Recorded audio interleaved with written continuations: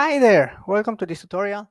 This is a tutorial series made for you to make the most out of your Magnolia template. This will be covering the technical aspect, and I will be showing you how to edit every single aspect of your template so you feel comfortable um, managing and administrating the whole backend of the template, right?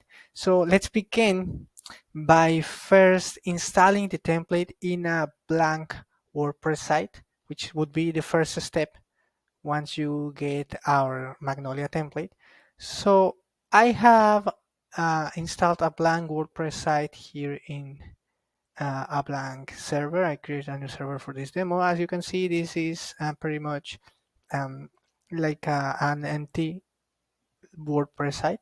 So I'm gonna log in, and we must have shared with you a file already, like in an email. So you're gonna need that. So first thing is I'm gonna get here in plugins, and I'm gonna delete the default plugins. This is something that is relevant for Lightspeed cPanel servers, but maybe in your server you don't need to do this. So once we have the plugins empty, we're going to add a new plugin, and I'm going to search for all-in-one WP migration. This is the migration plugin that we're going to be using to import the template into our server. So once we have this plugin installed, we're going to hover over in the sidebar. We have a new item that is called all-in-one WP migration. We're going to hover over it, and then we're going to import. So this is where we're going to import the file that I was mentioning before. We must have sent it to you via email probably.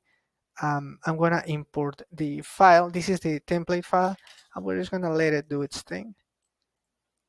So after it finishes, we will see a notification like this. We just have to click proceed. This is telling us that the site is going to be replaced and that the blank site that we had before is not going to be in this site anymore. So we just hit proceed right here, and we will let it work. So in this case, your site has been imported successfully. Once we see this notification, we can hit finish. And depending on your hosting, is going to be the next steps. In case of cPanels that are working with Lightspeed, we need to do a couple of things. We can close the window that we had because we need to set up again the credentials. And this means that I'm going to select an email, and I'm going to generate a new password, and I'm going to also modify the email here. And this is because the username and password that we had originally in the blank site has been replaced by the username and passwords from the template copy. So we need to do that in order to log in. I'm going to click login again.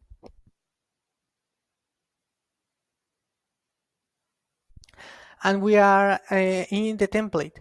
We have still some things to do, but if we click the Magnolia template right here, we can see that the template kind of works. Well, it works in this case. It's just that the fonts are not working and some directories. So we need to take care of this notification, which is notifying us that the directories from breakdance need to be recreated. If we click in where it says click here, we are taken to this page, which is in tools, in settings, sorry, breakdance settings, then tools. We can access to the same screen, and we need to click create directories right here, right? So this is the first step. Then we have to click regenerate CSS cache. This is the method in order to fix all of the URLs that come from the template. So we now need to replace the URLs. I'm going to paste the URLs of the Magnolia template in somewhere in the screen. But what we need to do is a little bit thorough.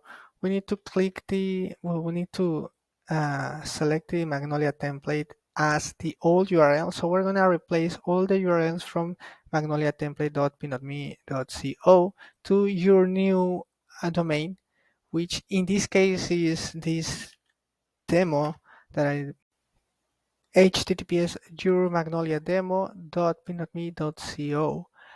We're gonna do this twice. We're gonna do it once without the dash at the end, so it's gonna be just the domain. In this case, .co at the beginning and in both ends, and we're gonna hit replace URL.